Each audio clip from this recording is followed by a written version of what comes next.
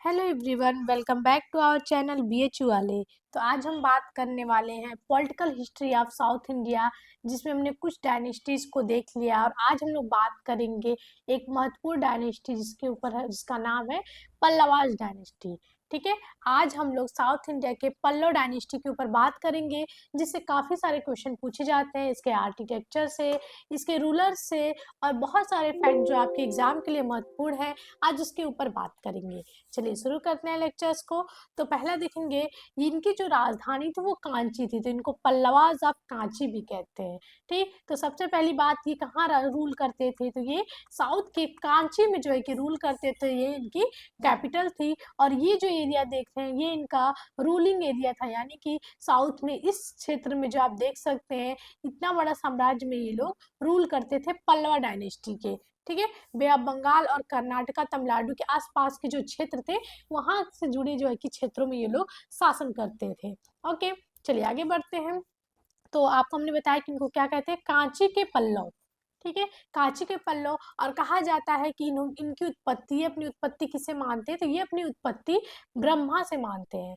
ठीक है, ये अपनी इनकी कई सारे रूलर्स हमने जितने भी राजपूत एज में देखे, तो सबकी उत्पत्ति से रिलेटेड, यानी कि इनका ओरिजिन से रिलेटेड अलग अलग जो है कि कथाएं हैं। और ये शासक अपनी उत्पत्ति ब्रह्मा से मानते हैं, तथा स्वयं को अश्वत्थामा बताते हैं। ठीक है, अश्वत्थामा सुने होंगे, जितने भी हमारे पौराणिक ग्रंथ हैं इनका नाम उसमें देखने को मिलता है। तो अपने को अश्वत्थामा बताते हैं और कहते हैं कि हम ब्रह्मा के ओरिजिन है, ब्रह्मा से उत्पन्न हुए हैं। ठीक, सबसे ज्यादा जो क्वेश्चन रिपीटेड है, बहुत ज्यादा पूछा जाता है, वो है कि पल्लवा डायनेस्टी का फाउंडर कौन है, कौन इस डायनेस्टी को इस्टेब्लिश किया था। तो इसके फाउंडर है सिंह विष्णु। सिंह विष्णु नामक व्यक्ति जो है कि पल्लवा डायनेस्टी का जो है कि फाउंडर है। तो ये क्वेश्चन आपके एग्जाम में काफी बार पूछता है, याद रखिएगा। और ये फाउंडर जो सिंह विष्णु है, इसने अवनी सिंह की उपाधि धारण की थी। ठीक है, अवनी सिंह। और इनका जो एक तरह से कह ले सिंबल होता था, प्रतीक चिन्ह होता था, वो भी होता था आपका सिंह। ठीक है, शेर इनका प्रतीक चिन्ह, राज चिन्ह जो भी कह ले, वो होता था। और अगर भाषा की बात करें तो इन पल्लवों की भाषा संस्कृत होती थी।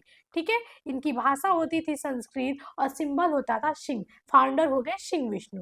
ओके, इन्हीं के दरबार में हम लोग देखेंगे जो भारवी है, जिन्होंने किराता अर्जुनम की लेखनी किया है, जिससे रवि कीर्ति जो एहोल अभिलेख के रचनाकार हैं, उन्होंने इनसे अपनी तुलना भी की है उस लेख में। तो इसी सिंह विष्णु के दरबार में भारवी रहते थे, और इन्होंने संस्कृत में किराता अर्जुनम की रचना की थी। तो याद रखिएगा, कभी कोई बहुत बार पूछा भी है कि ये भारवी जो है वो किसके दरबार में रहते थे, तो वो सिंह विष्णु के, यानी पल्लवा डायनेस्टी के दरबार में रहते थे, उनको संरक्षण प्रदान था। आपको हमने बताया कि इनका प्रतीक चिन्ह क्या था, सिंह था। ठीक है, उसके बाद हम लोग देखेंगे, आप देखेंगे जब समुद्रगुप्त का प्रयाग प्रशस्ति में आपको देखने को मिलेगा कि जो 12 रूलर्स, ठीक है, जो 12 राज्यों को, एक मिनट यहाँ पे देखते हैं, जो 12 राज्यों को समुद्रगुप्त ने जीता है, तो वहां पे अलग अलग डायनेस्टी साउथ के आते हैं। उसमें एक नाम आएगा कांची। ठीक है, तो कांची के विष्णुगुप्त, ठीक है, कांची के विष्णुगुप्त को हराया था समुद्रगुप्त ने, और अपने अधीन किया था ग्रहण मोक्षानुग्रह नीति के द्वारा। तो अब हम लोग उसी के ऊपर बात करेंगे कि प्रारंभिक पल्लव शासकों में चौथा शासक विष्णुगुप्त था। कौन था, विष्णुगुप्त था। और इसको हम लोग कह सकते हैं कि इससे ये किसके समकालीन था, समुद्रगुप्त के समकालीन था। तो अगर कभी आपका क्वेश्चन आ जाए कि समुद्रगुप्त के समकालीन कौन शासक था, तो वो था विष्णुगुप्त, और ये चौथा शासक था, याद रखिएगा। और प्रयाग प्रशस्ति में इसका जिक्र भी है। ठीक है, जो प्रथम पल्लव शासक था, प्रारंभिक पल्लव शासकों में चौथा शासक विष्णुगुप्त था, जो पहला पल्लव शासक था, जिसका उल्लेख संस्कृत तथा प्राकृत दोनों भाषाओं के अभिलेखों में मिलता है। यानी कि ये पहला शासक था जो कि जिसका वर्णन हमें अभिलेखों में देखने को मिलता है, संस्कृत और प्राकृत दोनों भाषाओं में। ठीक है, चलिए दूसरा देखेंगे। आपको हमने जिस बात के बारे में बताया भी, जिस पे उल्लेख कर रहे थे हम, कि विष्णुगुप्त प्राचीन पल्लव शासक था, जिसका उल्लेख समुद्रगुप्त की प्रयाग प्रशस्ति में था। और समुद्रगुप्त ने, जिसे गुप्त काल का नेपोलियन भी कहते हैं, उसने इसको हराया था, और इसकी प्रयाग प्रशस्ति में इसका नाम भी दिखा गया है। ठीक है, उसके बाद हम लोग देखेंगे पल्लव के प्रारंभिक अभिलेख किस भाषा में देखने को मिलते हैं, प्राकृतिक में। और उसके बाद धीरे धीरे हमें किस भाषा में, इनकी राजकीय भाषा संस्कृत में देखने को मिलेंगे। ठीक है, ज्यादातर अभिलेख हमें संस्कृत में मिले हैं, लेकिन जो प्रारंभिक अभिलेख है वो प्राकृत में लिखे गए हैं, जो कि आम जन की भाषा थी। ठीक है, पल्लवों को एक और नाम से पुकारा जाता था, वो है टोंडी। ठीक है। टोंडई जो है कि पल्लव का एक नाम से पुकारा जाता है, जिसे टोंडई कहा जाता था। ओके, चलिए आगे बढ़ते हैं। और दूसरा देखेंगे पल्लवों को संगम साहित्य। संगम साहित्य की बात हो चुकी है। संगम साहित्य में 3 वंश हैं, चोल, चेर और पांड्य। ठीक है, चोल, चेर, पांड्य। और उस समय में बहुत सारे शिल्पाधिकारम, आपको पता है शिल्पाधिकारम, कारम, ठीक है, जीवक चिंतामणि, तिरकल्लूर, तोलकापियर, ठीक है, मणिमेखले, ऐसे बहुत सारे संगम ग्रंथ लिखे गए हैं। उसमें पल्लवों को तोडियर कहा गया है। ठीक है, तो याद रखिएगा संगम साहित्य के जो ग्रंथ है उसमें पल्लव डायनेस्टी को तोडियर नाम से संबोधित किया गया है। आपको हमने बताया कि इन्होंने किस भाषा को राज्य के संरक्षण दिया था, तो संस्कृत भाषा को। ठीक है, कुछ और फैक्ट इनके बारे में देखते हैं जो एग्जाम में पूछे जाते हैं। तो वो है पल्लव अभिलेखों में मंडपिका। ठीक है, ये आपका यूजीसी में बार बार पूछा हुआ क्वेश्चन है ये टर्म, कि इस शब्द का प्रयोग हुआ है, इसका अर्थ क्या होता है। तो इसको एकदम मोस्ट इंपॉर्टेंट कर लीजिए, जो कि बार बार पूछा हुआ है। तो मंडपिका का अर्थ होता है चुंगी घर। ठीक है, चुंगी घर यानी कि वो स्थान जहाँ पे स्थानीय व्यापार विनिमय केंद्र थे, यानी कि व्यापार की लेन देन होती थी, उसे मंडपिका कहते थे, चुंगी घर कहते थे। ये एकदम याद कर लीजिए, मोस्ट इंपॉर्टेंट है। और ये आपका पूछा हुआ है, पल्लवा डायनेस्टी से संबंधित है। इनके अभिलेखों में हमें ये शब्द देखने को मिलता है। मंड वंश जो होता था उसका अधिकारी होता था, चुंगी घर का अधिकारी होता था, तो मंडपिका के अधिकारी को मंड वंश कहते थे। ओके, चलिए दूसरा अगर क्वेश्चन पूछता है कि पल्लव की नौसेना। ठीक है, हमने चोलों की नौसेना देखी जिसे राजा राज प्रथम ने स्टैब्लिश किया था, तो वही साउथ में पल्लव की नौसेना भी काफी मजबूत थी। और इनके केंद्र के बारे में पूछता है, तो पल्लव की नौसेना महाबलीपुरम और नागपट्टनम थी। ठीक है, पल्लव की नौसेना महाबलीपुरम और नागपट्टनम थी। और देखेंगे इनके प्रशासन में एक जो है कि रक्तिक, ठीक है, रत्तिक नामक अधिकारी का जिक्र मिलता था, जो कि जिले का अधिकारी होता है। इंपॉर्टेंट है, मौर्य डायनेस्टी में भी सिमिलर एक जो है कि रत्तिका नाम का मिलेगा, लेकिन यहाँ पे पल्लव प्रशासन में रत्तिक होता था, जो कि जिले का अधिकारी होता था। इनके अभिलेखों में हमें कुल 18 प्रकार के कलों का उल्लेख मिलता है, यानी कि इनकी जानकारी, पल्लवों की जानकारी हमें ज्यादातर इनके द्वारा लिखे गए, इनके द्वारा संचालित किए गए, उत्कीर्ण कराए गए अभिलेखों से देखने को मिलते हैं, जो ज्यादातर किस भाषा में है, संस्कृत में है, और इनकी संख्या 18 है। ओके, आप ऐसे भी याद कर सकते हैं, कुमार गुप्त का जो सबसे ज्यादा अभिलेख किसी का मिला है, तो वो है आपका कुमार गुप्त का, जो कि 18 अभिलेख है। इस तरह से पल्लव से आपको रिलेट करते हैं कि अगर 18 बात आएगी तो कुमार गुप्त का सबसे ज्यादा गुप्ता डायनेस्टी में अभिलेख है, और पल्लवों का भी कुल अभिलेख 18 है। ओके, चलिए आगे बढ़ते हैं। तो अब बात करते हैं इनके रूलर के बारे में। ठीक है, तो सिंह विष्णु की बात कर ली, जो इसके फाउंडर थे। अब हम लोग बात करते हैं सिंह विष्णु के बाद शासक बने महेंद्र वर्मन प्रथम, और इनसे बहुत ज्यादा महेंद्र वर्मन से, पल्लव डायनेस्टी के महेंद्र वर्मन से बहुत सारे क्वेश्चंस उठते हैं, और इसके ऊपर हम लोग बात करते हैं। इनका टाइम पीरियड ज्यादातर क्रोनोलॉजी में लगाने के लिए आता है पल्लव डायनेस्टी का, या फिर इनके दरबारियों के बारे में पूछेगा, या इनकी कोई रचना होगी उनके पूछेगा, ये सारी चीजें पूछता है। तो पहला है इनका महेंद्र वर्मन प्रथम, जो कि 600 से 630 यानी कि कुल 30 साल शासन करते हैं। ठीक है, 30 साल महेंद्र वर्मन शासन करते हैं। ये सिंह विष्णु का पुत्र और उत्तराधिकारी होते हैं, यानी कि उनके पुत्र होते हैं और यानी राजकुमार होते हैं, और अगले उत्तराधिकारी होते हैं। इनकी एक प्रमुख रचना है जो कि बहुत ज्यादा बार पूछी जाती है, मोस्ट रिपीटेड क्वेश्चन अगर कह ले, वो सेट हो, असिस्टेंट प्रोफेसर हो, यूजीसी नेट हो, पीजी हो, और आपके जो हमने पीवाईक्यूज करा है उसमें भी बार बार देखने को मिलता है। इन्होंने एक रचना की है, क्या है, मत विलास प्रहसन। ठीक है, मत विलास प्रहसन की इन्होंने रचना की है, जो कि हास्य रचना है, एक व्यंग रचना है, जिसमें इन्होंने कपालिक, जो कि शैव धर्म की एक शाखा है, और बहुत भिक्षुओं पर व्यंग किया है, उनका मजाक उड़ाया है। तो पूछा हुआ है कि इन्होंने जो मत विलास प्रहसन लिखा है वो ये किस पे व्यंग है। ठीक है, कभी कभी ये भी पूछा है, तो इसको भी याद रखिएगा, ये आपका मोस्ट इंपॉर्टेंट लाइन है, तो इसको ध्यान में रखिएगा। ओके, तो यानी कि हम लोग देखेंगे कि ये बहुत अच्छी एक तरह से साहित्यकार है, और दूसरी चीज बता दें कि ये बहुत अच्छे एक चित्रकार भी थे।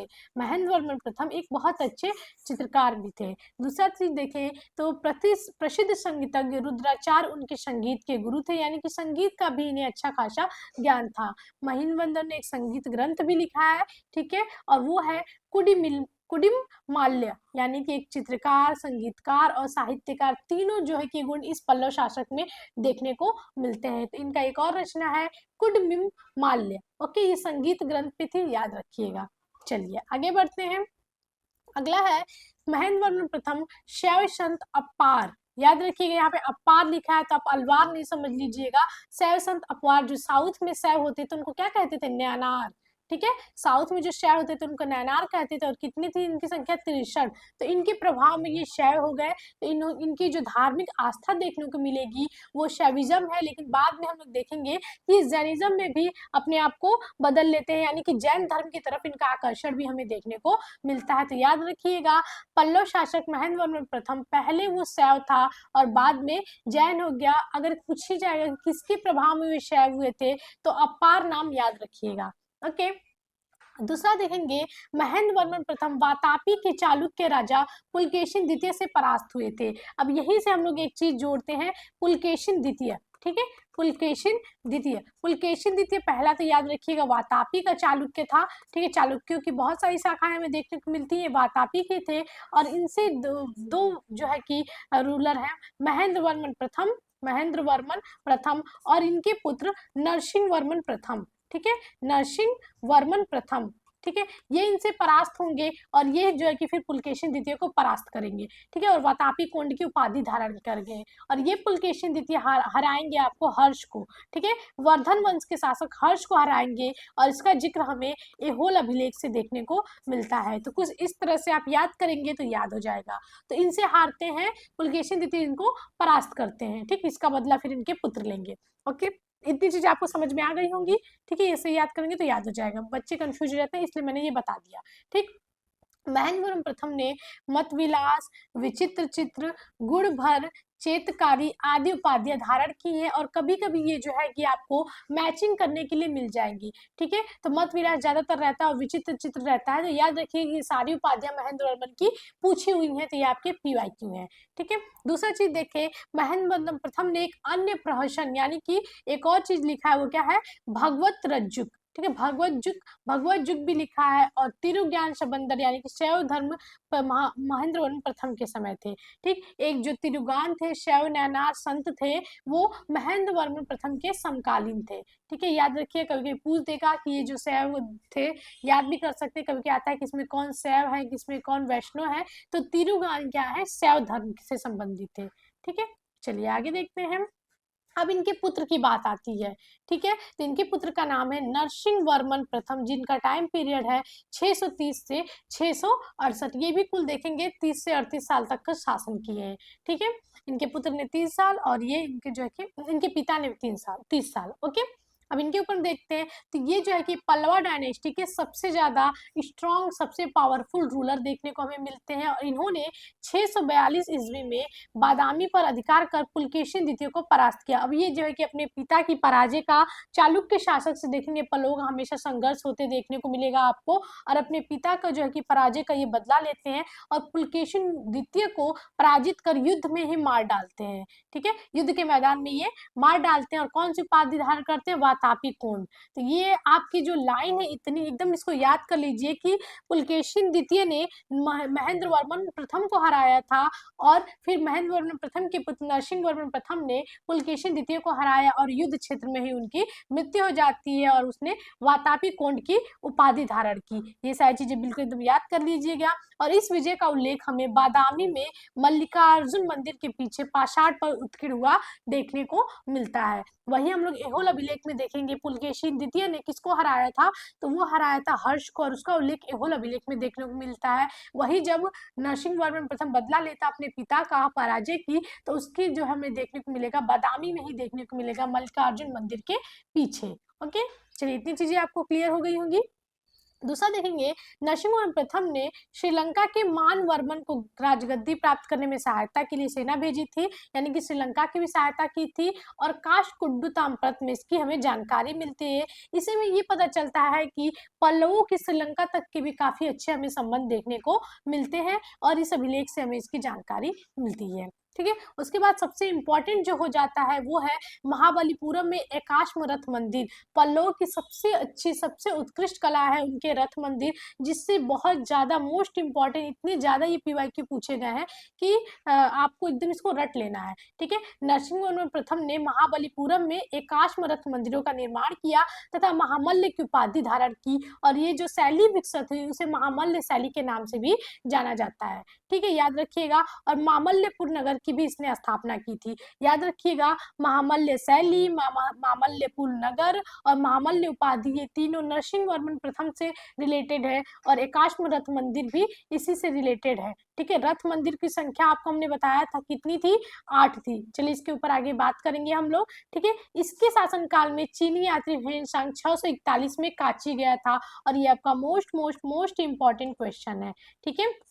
जो हर्ष के दरबार से संबंधित है ह्वेनसांग, वो देखेंगे, पूछा जाता है कि वो कांची किसके समय में गए थे और कब गए थे। तो याद रखिएगा, जब वो कांची गए थे तो नरसिंहवर्मन प्रथम उस समय शासक था, 641 बीसी में ये ह्वेनसांग गए थे, जिसे यात्रियों का राजकुमार भी बोलते हैं। ओके, चलिए आगे हम लोग देखेंगे। शैव आचार्य सुंदर मूर्ति पल्लव काल में थे, ठीक है। तिरुज्ञान देखेंगे महेंद्र वर्मन के काल में थे, वही शैव आचार्य नयनार सुंदर मूर्ति किसके काल में थे, नरसिंहवर्मन प्रथम के काल में थे, ठीक है। न्याय भाष्य के लेखक वात्स्यायन किसके, पल्लव की राजधानी कांची का विद्वान था। तो कभी कभी आ जाता है कि वात्स्यायन जो है कि कहाँ के थे, या फिर किस पल्लव शासक के काल में थे, या फिर कहाँ पे निवास करते थे। तो वात्स्यायन का संबंध पल्लव डायनेस्टी से, और ये कांची के विद्वान थे, उनकी राजधानी में निवास करते थे, और इनकी रचना न्याय भाष्य है। ओके, चलिए आगे बात करते हैं। कांची का विश्वविद्यालय शिक्षा का महान केंद्र था, और कदम वंशी, ये भी आपका मोस्ट रिपीटेड क्वेश्चन है, और आपको हमने पीवाईक्यू में बहुत बार बताया होगा, इंपॉर्टेंट है, याद रखिएगा कि जो कदम वंश के राजकुमार हैं मयूर शर्मन, यहीं पे शिक्षा ग्रहण करने आते हैं। कभी कभी आता है कि कदम वंश के संस्थापक या फिर मयूर शर्मन कहाँ पे शिक्षा ग्रहण करने जाते हैं, तो कांची विश्वविद्यालय कांची में शिक्षा ग्रहण करने जाते हैं, इंपॉर्टेंट है। इसी मयूर शर्मन ने कुल 18 बार अश्वमेध यज्ञ किया है, ठीक है। कितने बार, कुल 18 बार। सबसे ज्यादा अगर किसी ने अश्वमेध यज्ञ किया है तो कदम वंश का मयूर शर्मन। और जब ये शिक्षा ग्रहण करने आते हैं तो इनको काफी अपमान का भी सामना करना पड़ता है, और अपमानित होने पर ये बनवासी में कदम वंश राजवंश की स्थापना करते हैं, याद रखिएगा, ठीक है। चलिए आगे बात करते हैं। इसके बाद देखेंगे, इसके बाद बनेगा महेंद्र वर्मन द्वितीय, 668 से 70, काफी कम टाइम पीरियड का शासन है इनका, तो उतना ज्यादा इससे क्वेश्चन नहीं पूछा जाता, बस क्रोनोलॉजी में कभी कभी लगाने के लिए आ जाता है। इनके बाद आते हैं परमेश्वर वर्मन प्रथम, ये भी 670 से 700 शासन करते हैं, और इनसे भी उतनी ज्यादा क्वेश्चन नहीं पूछे जाते हैं, ठीक है। क्रोनोलॉजी के लिए बस आप लोग जान लीजिए। परमेश्वर प्रथम ने विद्या विनीत की उपाधि धारण की तथा चालुक्य शासक विक्रमादित्य प्रथम को इसने परास्त किया था, ठीक है, याद रखिएगा। इसका देखेंगे यहाँ पे परमेश्वर वर्मन के समय तक भी चालुक्य और पल्लव के बीच में हमें संघर्ष लगातार देखने को मिलता है, और बस इतना चीज याद रखिएगा कि इसने विक्रमादित्य प्रथम को पराजित किया था। ओके, नरसिंहवर्मन प्रथम से जुड़ा एक रथ मंदिर वाला था, वो भी चीजें हमें एक बार कर लेते हैं। तो रथ मंदिरों की जो एकाश्म शैली है, एकाश्म मतलब एक ही पत्थर को काटकर बनाया हुआ, जिसे महामल्य शैली भी कहते हैं। इनकी संख्या 8 थी। सबसे अगर बड़ा की बात करें तो वो धर्मराज या फिर युधिष्ठिर रथ था, युधिष्ठिर को धर्मराज भी कहते हैं, धर्मराज रथ था। और सबसे छोटा की बात करें तो वह आपका द्रौपदी रथ था, ठीक है, द्रौपदी रथ था, ठीक है। और अगर अदर्स बात करें तो धर्मराज, द्रौपदी, भीम हो गया आपका, अर्जुन हो गया, ये तीसरा, चौथा अर्जुन हो गया, ठीक है, अर्जुन, पांचवा नकुल सहदेव, ठीक है, छठा आपका हो गया गणेश रथ, ओके, सातवां पिडारी रथ, और आठवां वलयकट्टू रथ, ठीक है। ये 8 रथ का नाम एकदम याद कर लीजिए, ठीक है, एकाश्म शैली में बने नरसिंहवर्मन प्रथम के समय। चलिए अगले रूलर का बात कर रहे थे हम लोग, नरसिंहवर्मन सेकेंड या फिर नरसिंहवर्मन द्वितीय, जिसे राजसिंह भी बोलते हैं। इसका टाइम पीरियड 700 से 728 ईस्वी है, यानी कि कुल इसने 28 साल शासन किया है। इसका जो सबसे फेमस वर्क है, जो सबसे मोस्ट इंपॉर्टेंट पीवाईक्यू है, वो है कांची का कैलाशनाथ मंदिर। ओके, याद रखिए, कांची का कैलाशनाथ मंदिर और महाबलीपुरम का शोर मंदिर इसी काल में निर्मित हुआ है, ठीक है। ये काष्ठ शैली में एक ही पत्थर को काट के बनाया गया है और ये पल्लव वास्तुकला का बहुत इंपॉर्टेंट उत्कृष्ट नमूना है जो आज भी हमें जीवंत रूप में देखने को मिलता है। अगर कैलाशनाथ मंदिर की बात आएगी तो आपको हमने बार बार बताया है कि एक कैलाशनाथ मंदिर कांची में है पल्लवा डायनेस्टी के नरसिंहवर्मन सेकेंड के समय, और एक कैलाशनाथ मंदिर आपका एलोरा में है और वो किसके समय है, तो याद रखिएगा वो कृष्ण फर्स्ट के समय है, वो शासक था राष्ट्रकूट। ठीक है, ये चीजें आप ध्यान में रखिएगा। चलिए, तो अगर आपको कहीं भी कांची का कैलाशनाथ मंदिर और महाबलीपुरम का सौर मंदिर अगर आएगा तो वहां पे नरसिंह वर्मन सेकंड का नाम आएगा। इसी के दरबार में प्रसिद्ध लेखक दंडिन, ठीक है, जिन्होंने 10 कुमार चरित, अवंती सुंदर, काव्य दर्श की रचना की है, जो कि most important most repeated question है, इन्हीं के दरबार में सुशोभित करते थे। तो ये रचनाएं जो मैं अंडरलाइन कर रही हूँ इसको अपने जुबान पे एकदम रट लीजिए कि 10 कुमार चरित, अवंती सुंदरी और काव्य दर्श की रचना दंडी ने की है और ये आपके पल्लवा डायनेस्टी के नरसिंह वर्मन सेकेंड के दरबार से संबंधित थे। ठीक है, दंडी को वाल्मीकि तथा व्यास की कोटि का तीसरा कवि माना जाता था, इतने उच्च कोटि के ये विद्वान थे। ठीक है, 10 कुमार चरित्र जो इनकी रचना है इसमें हमें पाटलिपुत्र के राजा राजहंस तथा उसके मंत्रियों के 10 पुत्रों के जीवन की साहसिक घटनाओं का विवरण है। ठीक है, कभी कभी इसकी विषय वस्तु पूछ देगा तो आप इसको याद कर सकते हैं, 10 कुमार चरित्र इसका नाम है। लेकिन ये याद रखिए साउथ में इन्होंने साउथ के दरबार से संबंधित है, पल्लवा डायनेस्टी से संबंधित है। लेकिन ये हम देखेंगे नॉर्थ के पाटलिपुत्र के राजा राजहंस के और उसके मंत्रियों के 10 पुत्रों के जीवन की घटनाओं का विवरण देते हैं इस रचना में। ओके, चलिए आगे हम लोग बढ़ते हैं। वही बात करें नरसिंह वर्मन सेकेंड के समय हम लोग देखेंगे उसने अपना एक दूत मंडल चीन भी भेजा, यानी कि अंतर्राष्ट्रीय संबंध भी इसने काफी सुदृढ़ कर रखे थे। वह चीनी बौद्ध यात्री के लिए नागपट्टनम में एक बिहार भी बनवाया था इसने। ठीक है, तो दूत मंडल भेजा था और बौद्ध बिहार भी बनवाया था नागपट्टनम, जो कि इनका नौसेना केंद्र था। ठीक है, नरसिंह वर्मन द्वितीय ने ही कांची में घटिका, अब ये टर्म एकदम याद कर लीजिएगा, घटिका बार बार पूछा हुआ है, जब हम यूजीसी का भी एग्जाम देंगे उसमें भी पूछा है कि घटिका क्या होते थे। एक तरह से संस्कृत विद्यालयों को उस समय घटिका कहा जाता था। ठीक है, घटिका का अर्थ याद रख लीजिए, ये इंपॉर्टेंट है। ओके, इस घटिकाओं का पुनर्स्थापक कहा जाता है। तो आ जाएगा कि घटिकाओं का पुनर्स्थापक किसे कहा जाता है, तो वो है नरसिंह वर्मन सेकेंड, यानी कि इसने काफी ज्यादा जो है कि शिक्षा पे भी काफी ध्यान दिया है। उसके बाद हम लोग देखेंगे इसने कौन कौन सी उपाधियां धारण की है, तो इसमें राज सिंह, और इसके समय में जो कला हम लोग देखेंगे वो राज सिंह शैली का विकास हुआ, स्थापत्य कला में राज सिंह शैली भी इसके नाम से जाना जाता है। ठीक है, राज सिंह, शंकर भक्त, आगम प्रिय जैसी इसने उपाधियां धारण की, और इसी के समय देखेंगे नरसिंह वर्मन द्वितीय ने ही राज सिंह शैली के मंदिर का निर्माण कराया था। तो याद रखिएगा, अगर राज सिंह शैली आ जाएगा तो वहाँ पे नरसिंह वर्मन द्वितीय होगा, मामल्य शैली आ जाएगा तो नरसिंह वर्मन प्रथम होगा, याद रखिएगा आप लोग। चलिए अगला, अब कुछ परिवर्ती पल्लव शासक को देखेंगे जिनसे कुछ क्वेश्चन पूछे जाते हैं, उतने ज्यादा नहीं लेकिन कुछ कुछ इंपॉर्टेंट जो इनके कार्य हैं उनसे क्वेश्चन पूछे जाते हैं। और परमेश्वर वर्मन द्वितीय के बाद के शासकों को परवर्ती पल्लव शासक बोलते हैं। ओके, तो ये परमेश्वर वर्मन द्वितीय 728 से 731 तक शासन करते हैं और इनको बृहस्पति तथा मनु के सिद्धांतों का पालन करने वाला तथा कली को दंडित करने वाला कहा गया है। ठीक है, इनको कहा गया है कि ये बृहस्पति थे मनु के सिद्धांतों को पालन करते हैं, और कली को दंडित करने वाला किसे कहा गया, परमेश्वर वर्मन द्वितीय को। और इससे बहुत ज्यादा क्वेश्चन नहीं पूछ जाते हैं, ये भी देखेंगे आपको बहुत कम टाइम पीरियड 2 से 3 साल तक का बस ये शासन करते हैं। ओके, इसके बाद शासक बनते हैं नंदी वर्मन द्वितीय, जिनसे कुछ क्वेश्चन पूछे जाते हैं और इम्पोर्टेंट है।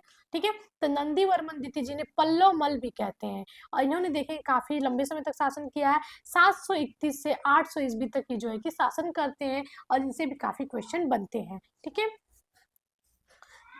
देखेंगे नंदी वर्मन द्वितीय जो पल्लव की समानांतर शाखा का राजकुमार था, और परमेश्वर वर्मन द्वितीय की मृत्यु के बाद गद्दी पे ये बैठता है।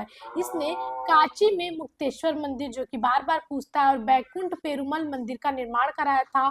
और ये देखेंगे वैष्णव धर्म का अनुयायी था, जहाँ पे आपको अलग दिखेगा, जहाँ पे धर्म चेंज देखने को मिलेगा वहां से क्वेश्चन उठेगा। तो ये मंदिर आगे याद कर लीजिए कि कांची का मुक्तेश्वर मंदिर और बैकुंठ पेरुमाल मंदिर का निर्माण इसी नंदी वर्मन सेकेंड ने कराया है। ठीक है, नंदी वर्मन द्वितीय ने राष्ट्रकूट शासक दंती दुर्ग, ठीक है, कि पुत्री रेवा से विवाह किया, यानी कि राष्ट्रकूटों के समय हम लोग देखेंगे वैवाहिक संबंध स्थापित करके उनसे भी काफी अच्छे इसने संबंध बना लिए थे।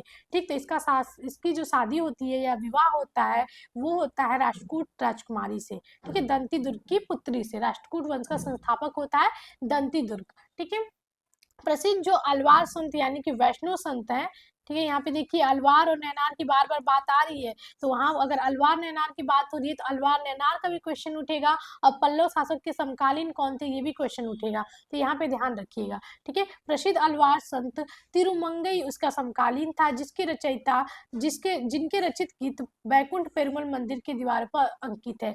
तिरुमंगई ने जो भी रचनाएं की है उनका उत्कीर्णन हमें नंदीवर्मन द्वितीय द्वारा स्थापित मंदिर बैकुंठ पेरुमल की दीवारों पर देखने को हमें मिलता है। चलिए आगे बढ़ते हैं।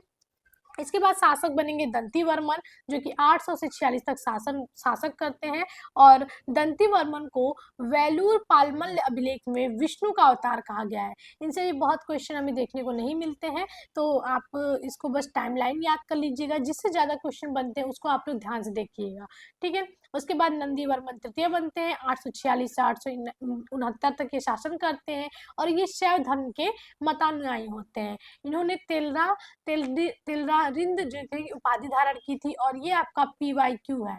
ठीक है, कि तिलरारिंद नाम की उपाधि कौन धारण किया था, तो नंदी वर्मन थर्ड धारण किया था। ओके, तमिल के प्रसिद्ध ग्रंथ भारत वेनवा जो कि परिंद्वार हैं, इनकी राज्यसभा में रहते थे, बार बार पूछता है। महाभारत का ये अनुवाद है, महाभारत का तमिल अनुवाद है, याद रखिएगा, महाभारत का तमिल अनुवाद भारत वेनवा परिंद्वार ने किया है। नंदी वर्मन थर्ड के दरबार में रिलेटेड है, और इससे ये क्वेश्चन बार बार पूछा हुआ है PYQ में, टेस्ट में हमने आपको बार बार बताया है। ठीक है, नंदी वर्मन तृतीय ने राष्ट्रकूट शासक अमोघ वर्ष की कन्या शंखा से विवाह किया है। देखेंगे वहां पे हमने नंदी वर्मन सेकंड का भी देखा, और यहाँ भी देखने को मिलता है कि नंदी वर्मन तृतीय फिर राष्ट्रकूट शासक जो है कि अमोघ वर्ष की कन्या से शंखा से विवाह करते हैं, यानी कि राष्ट्रकूटों से इनका वैवाहिक संबंध हमें देखने को मिलता है।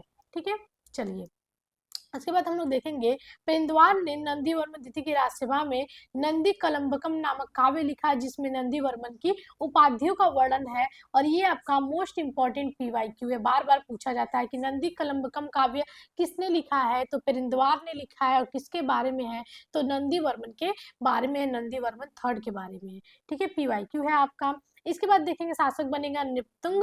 ठीक है, निप्तुंग वर्मन जो कि 869 से 880 तक शासन करेगा। उसके बाद अपराजित बनता है 881 से 903 तक, और ये पल्लव वंश का सबसे अंतिम महत्वपूर्ण शासक होता है। ठीक है, उसके बाद धीरे धीरे पल्लव डायनेस्टी का अब हमें पतन देखने को मिलेगा। ठीक है, बौद्ध विद्वान दिग्नाथ जो होते हैं 4वीं शताब्दी में शिक्षा ग्रहण करने कांची आते हैं, और पल्लव शासक ब्राह्मण धर्म के अनुयायी थे, यानी कि हम लोग देखें ब्राह्मणों के धर्म के अनुयायी थे ये लोग। ठीक है, और यहाँ इन्हीं के समय में देखेंगे पल्लव डायनेस्टी के समय में कांची में आते हैं बौद्ध विद्वान दिग्नाथ। ठीक है, काफी अच्छे दार्शनिक होते हैं। पल्लव काल में नैनार यानी शैव जिनकी संख्या 63 है, अलवार यानी कि वैष्णव जिनकी संख्या 12 है, इनके भक्ति आंदोलन का प्रारंभ देखने को मिलता है। हमने बताया ना कि जो भक्ति आंदोलन है वो दक्षिण से शुरू हुआ है, और नैनार और अलवार दक्षिण से संबंधित थे, और पल्लव काल में ही इनके उभरने का हमें समय देखने को मिलता है। चलिए अब पल्लव काल की स्थापत्य के बारे में थोड़ा सा बात कर लेते हैं, क्योंकि इनसे हमें बहुत ज्यादा क्वेश्चंस देखने को मिलते हैं। ठीक है, पल्लव कला स्थापत्य के लिए प्रसिद्ध है, बहुत ज्यादा पल्लव काल जो है कि कला स्थापत्य के लिए प्रसिद्ध है, और बहुत ज्यादा क्वेश्चन इसके देखने को हमें मिलते हैं। पल्लव कला मेनतः जो कि आधारित थी वो द्रविड़ थी। साउथ में वैसे भी हम लोग देखेंगे कि जो स्थापत्य कला थी वो द्रविड़ थी। ठीक है, द्रविड़ शैली कुछ ऐसे हमें देखने को मिलता है। ठीक है, आप मंदिर देखेंगे साउथ के ज्यादातर ऐसे ऐसे देखने पिरामिड की तरह एक तरह से पहले देखने को मिलते हैं, मतलब ऊपर से छोटे ऐसे होते जाते हैं। ठीक है, पिरामिड की तरह देखने को मिलते हैं। वही हम लोग देखेंगे कि हमारे जो मंदिर थे वो नागर शैली के, उत्तर भारत के नागर शैली के देखने को मिलते हैं। अब पल्लव कला को शुरू करने का श्रेय किसे जाता है, तो महेंद्र वर्मन प्रथम को जाता है, जिसने महेंद्र वर्मन शैली को शुरू किया था। ठीक है, दक्षिण भारत के मंदिर स्थापत्य के 3 प्रमुख अंग होते हैं। पहला है मंडप, दूसरा है रथ, और तीसरा है विशाल मंदिर। ये 3 स्थापत्य के प्रमुख केंद्र है। ठीक है, प्रमुख अंग है। पल्लव वास्तुकला को परशुराम, जो कि बहुत अच्छे इतिहासकार है, इन्होंने 4 भागों में बांटा है। ठीक है, मतलब अलग अलग शासकों के समय जो जो शैलियां उभरी है उसके आधार पर इन्होंने बांटा है। पहला है महेंद्र वर्मन शैली, सिंह विष्णु के बाद शासक बनता है 610 से 640 ईस्वी। ठीक है, अब इस शैली में देखते हैं क्या चीजें जो है कि विशेषता है, क्या विशेषता है महेंद्र वर्मन शैली में। तो इसमें देखेंगे कठोर पाषाणों यानी पत्थरों को काट कर गुहा मंदिरों का निर्माण किया गया, जिन्हें मंडप कहा जाता था। यानी कि जो एक बड़ा पत्थर होता था, मजबूत पत्थर होता, उसे काटा जाता था, मंदिरों का निर्माण किया जाता था। गुहा मंदिर यानी कि उनको अंदर काट के उनके अंदर बनाया जाता गुफा की तरह, जिसे मंडप कहा जाता था। ठीक है, और ये मंडप साधारण स्तंभ युक्त बरामदे हैं, जिनकी पिछली दीवारों पर एक या अधिक कक्ष बनाए गए हैं। ठीक है, महेंद्र शैली के मंडपों में मंडप पट्टू का त्रिमुति मंडप, पल्लवरम का पंच पांडव मंडप, महेंद्र बाड़ी का महेंद्र विष्णु गृह मंडप और भैरव कोंडा का मंडप आदि प्रसिद्ध है। यानी कि देखेंगे महेंद्र वर्मन की जो शैली है, जो वास्तुकला है, उसमें ज्यादातर हमें मंडप विशेषता देखने को मिलेगी। ठीक, साधारण स्तंभ बरामदे होते थे और बहुत सारे जो है कि दीवारों पे कक्ष बनाए गए होते थे, उसमें अलग अलग तरह के उत्कीर्णन हमें देखने को मिलते हैं। ठीक है, तो ज्यादातर इसकी शैली की विशेषता क्या है, मंडप हमें देखने को मिलते हैं। ओके, अब दूसरा देखेंगे तो मामल्य शैली है। ठीक है, जो नरसिंह वर्मन प्रथम के समय में देखने को मिलती है। मामल्य शैली, जो इसकी उपाधि भी थी, आपको हमने पहले ही बताया था, 640 से 680 ईस्वी 80 ईस्वी। ठीक है, ये नरसिंह वर्मन प्रथम के शासनकाल में उभरती है और इसके अंदर अंतर्गत 2 प्रकार के स्मारक बने। पहला मंडप और दूसरा रथ या एकास्म मंदिर। रथ या एकास्म मंदिर, मंडप मतलब तो पहले जो महेंद्र वर्मन शैली में था वो तो था ही। दूसरी चीज देखेंगे कि एक ही पत्थर को काट के जो है कि मंदिरों का निर्माण किया जाने लगा। ओके, तो मामाल्य शैली के एकास्म मंदिर में द्रौपदी रथ सबसे छोटा, पहले ही बताया था, और धर्मराज रथ सबसे बड़ा है। इसके बारे में आपको हमने पहले ही बताया। और इस रथ पर नरसिंह वर्मन की मूर्ति अंकित है। ठीक है, जो रूलर है उसकी मूर्ति अंकित है। और महाबलीपुरम की ये रथ मंदिर बार बार पूछा जाए किसके बने हैं, तो ग्रेनाइट पत्थर के, काले रंग के ग्रेनाइट पत्थर के बने हुए हैं। आपका PYQ याद रखिएगा, ये मोस्ट इंपॉर्टेंट है। सबसे छोटा रथ पूछता है और सबसे बड़ा रथ पूछता है किसके टाइम पीरियड का है, और इनकी शैली बार बार पूछता है, एकाश्म और मामल्य शैली, और दूसरा रूलर पूछता है। ठीक है, इन मंदिरों को सप्त पैगोड़ा भी कहा जाता है, या फिर कहीं कहीं ये बहुत इंपॉर्टेंट सप्त पैगोड़ा याद रखिएगा। ठीक है, इनको क्या कहा जाता है, सप्त पैगोड़ा। कितनी संख्या थी, 8 थी, पहले बताया आपको।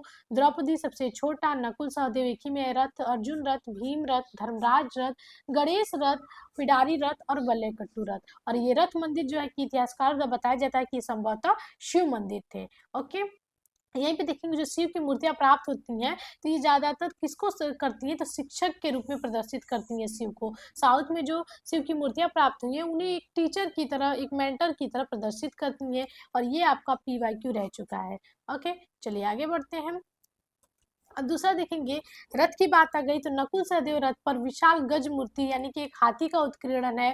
अर्जुन रथ पर वृषभ पर विराजमान शिव एवं नंदी की मूर्ति उत्कीर्ण है। और पिडारी रथ का नाम पिडारी देवी तथा वल्लैकट्टू रथ का नाम इस नाम के ही एक पोखर या ही तालाब पर पड़ा है। ठीक है, आगे 5 पांडवों के नाम पे और द्रौपदी के नाम पे आप रथ देखने को मिलेंगे। पिडारी वहां की एक देवी थी, उनके नाम पे इस रथ मंदिर का पड़ा। वल्लैकट्टू रथ का एक पोखरे, एक तालाब के नाम पे इस रथ का नाम पड़ा था। ठीक है, इन सबका चीजें आप जान गए।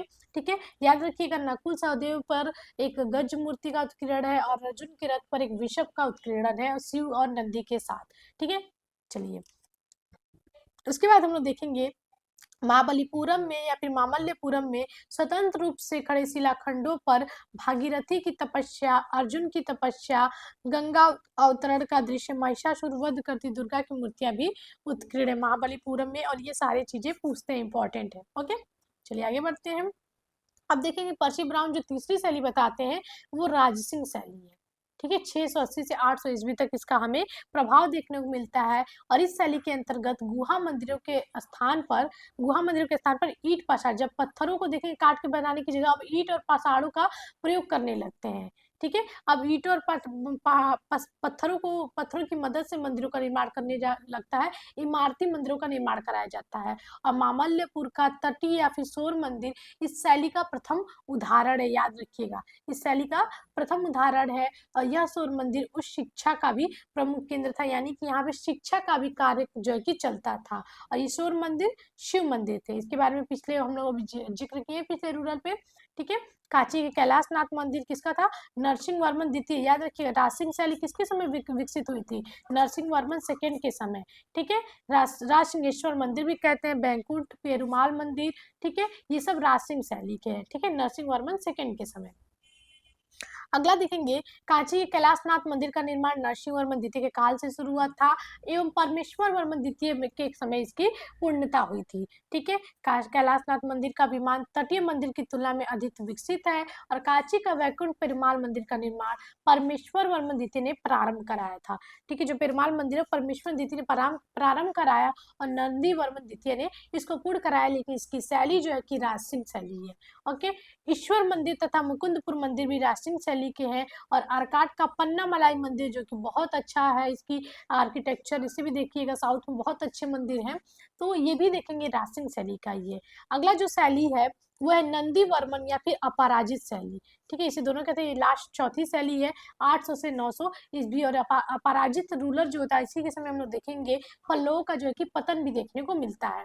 इस शैली के मंदिर हमें आकृति में काफी छोटे देखने को मिले हैं और इस शैली के मंदिर हैं आपके मुक्तेश्वर मंदिर तथा मतंगेश्वर मंदिर, ठीक है। गुडिमल्लम का परशुरामेश्वर मंदिर, ओरागडम का वाड़ामल्लेश्वर मंदिर इस शैली के कुछ प्रमुख उदाहरण हैं और तिरुतैम का वीरटानेश्वर मंदिर भी नंदी वर्मन शैली का प्रमुख मंदिर माना जाता है। तो इस तरह से हमने एक वन शॉट में यानी कि काफी कम टाइम में और काफी अच्छे तरीके से आपको एक पूरा ओवरव्यू लग गया होगा, ओवरव्यू पता चल गया होगा पल्लवा डायनेस्टी के ऊपर। हमने जो मेन रूलर थे महेंद्र वर्मन, नरसिंह वर्मन, परमेश्वर वर्मन, सबके ऊपर हमने बात की, इनके आर्किटेक्चर जिससे बहुत क्वेश्चन पूछे जाते हैं उसके ऊपर बात की। अब अगला हम लोग बात करेंगे चालुक्यों के ऊपर, ठीक है, एक आपका डायनेस्टी बचा है साउथ का चालुक्य, उसके ऊपर बात करेंगे। तो मिलते हैं अगले वीडियो में, ऐसे ही और वीडियो के लिए हमारे चैनल को सब्सक्राइब कर लीजिए। वीडियो अच्छी लगी तो लाइक करिए, शेयर करिए, कमेंट करिए और ऐसे ही बने रहिए BHU वाले के साथ। बहुत बहुत धन्यवाद।